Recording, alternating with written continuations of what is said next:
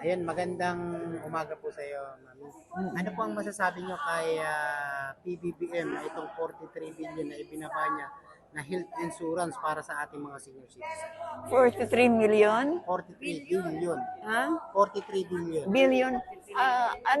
Itatanong ko muna, para sa yung 43 billion na yan na insurance, yan ba ay para sa buong Pilipinas na mga seniors? Yes, correct. O sige. So, ibig sabihin, makakarating ito, laganap sa buong Luzon, Pilipinas? Visayas, Mindanao.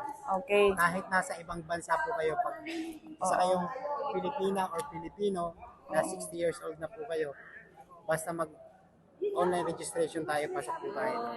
Kasali yan. Kasi po, buti tinanong mo sa amin yon at pinapaabot mo sa amin kasi maraming senior citizen ang nagtatanong para saan daw ito.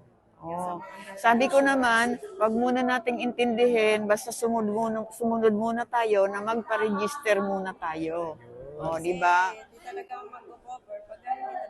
Yes, oo. So, Mami, ano pong masasabi natin patungkol dito sa health insurance na ibinaba ng ating Pangulong Bongbong Marcos na 43 billion? Kung totoo po yan, kasi siyempre kami mga senior, alam mo naman. Oo. Ay maraming salamat po para sa amin kasi marami ho talagang senior citizens ang kulang ang pananalapi. Katulad po yung aming mga allowances, Katatanggap pa lang namin itong linggo na to, kawawang mga seniors, naghihintay na uli ng susunod. Kasi kulang naman ho yung 500 pesos a month. Pambili ng maintenance medicine. Mabuti ho yung mga senior citizen na may mga anak na medyo maganda ang trabaho. Paano na po yung mga wala?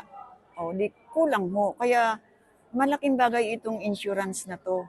Insurance po ba para saan yun? Health? Health insurance. Health insurance. Opo. Libreng gamot. May sakit na kayo sa mata, sa pandemic. Yan. Pwede po kayo mag-check. Tama, oo. Malaking tulong po yan sa amin. Laboratory. Lahat ng katawan nyo. Malaking tulong ho yan, lalo na ho kung mag-o-offer siya ng ospital. Siyempre may kasamang ospital yan, na libre. Oo. Covered kayo ng PhilHealth. Oo. May PhilHealth na kasi kayo, automatic na yan eh. Oo. So, syempre, meron mga ospital yung May mga doon PhilHealth. kayo magpapacheck. Basta covered lang po ng National Commission of Senior Citizen. Ito Basta nakapagpa, Kaya nga ini-encourage namin sila na magpa-register na. marami pong benepisyo. Pati yung pension nyo, 500, from 500. Pero inyo, ngayon mami, nasa 4 million na nakarehistro. O konti na lang. Mahigit na Oo. Kung ito ay umabot na ng 9 to 10 million, maibababa na po ito sa inyo. Okay? Kaya tulungan po natin ang buong national government, lalo na si Pangulong Bongbong Marcos, na ito'y i-release na po sa inyo. At alam naman po natin na itong 43 billion ay nakalaang para sa inyo. Nang sa ganun, para mabilang na rin po ang database sa buong Pilipinas kung ilan nga ba ang senior citizen. Yes, oo. Yun na po, Sa database kasi. Ano naman po ang masasabi natin kay Miss Mara Tamundong dahil siya po ang nag-sponsor nito at siya po talagang iikot mismo, sarili niyang pera po. Tama ang po. kanyang ginagastos. Ano po masasabi natin kay Ako Miss po, Mara? nung narinig ko nga yan, grinab ko ang opportunity dahil wala naman talagang tumutulong sa amin para mag-register. Kami-kami, kanya-kanya, sariling sikap kami nagre-register.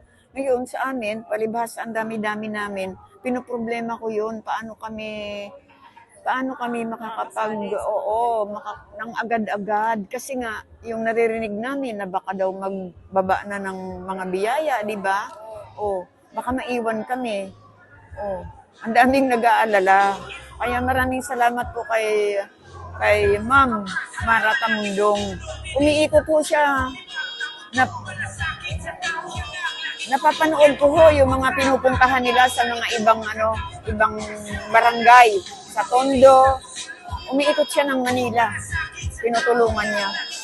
Kaya ako, nung March 8 kami, tinawag ako nung kasamahan namin.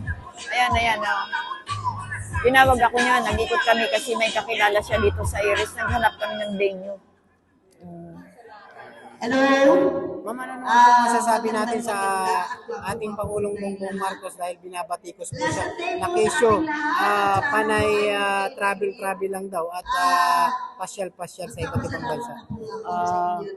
Pagdating sa mga travel naman niya, ano niya yan programa niya yan kasi pagpunta niya sa isang lugar, ang purpose niya, makatulong sa Pilipinas, makakuha siya ng mga investors, di ba? Pag natulungan ng Pilipinas, of course, kasama ang senior citizen na natutulungan galing doon sa benepisyo ng galing sa ibang bansa. Di po ba? Kaya kami nagpapasalamat din sa kanyang programa. Ma'am, anong masasabi natin sa ating Pangulo na kung saan itong Germany ay inimbitahan po mismo siya, itong Germany at inihikayat po ni Pangulong Bongbong Marcos na magtayo ng mga planta dito sa ating bansang Pilipinas. Para sa amin, napaliwanag ko rin sa mga seniors namin, kung yung pag-invite ng Germany kay President Marcos ay para sa kabutihan ng bansa natin na makakatulong sa mga senior citizen, ay di mas maganda. Di po ba? Konting mensahe niyo na lang po sa ating Pangulong Bongbong Marcos dahil nga po kaliwat kanan ang bumaba dito sa kanya. Ganun talaga ho, pagka gumagawa ng tama, ay pinupukol. Di ba? Ngayon, ipagpatuloy lang niya ho ang paggawa niya ng kabutihan para alam naman namin na para sa pagtulong sa lahat ng mamamayan ng Pilipinas. May office na po. Ang National Isa na lang po Commission talaga. Senior Ano pong masasabi niyo dito sa China na kung saan inaagaw po ang teritoryo ng Just for the West Philippine Sea? Itong West Philippine seniors Ay, lang po.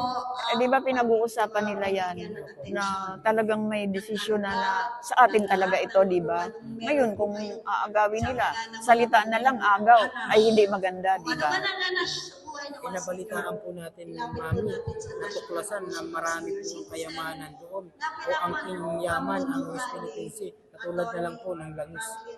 Oo nga, di ba? Dapat yun. Kaya nga sila interesado doon dahil alam nilang maraming kayamanan doon.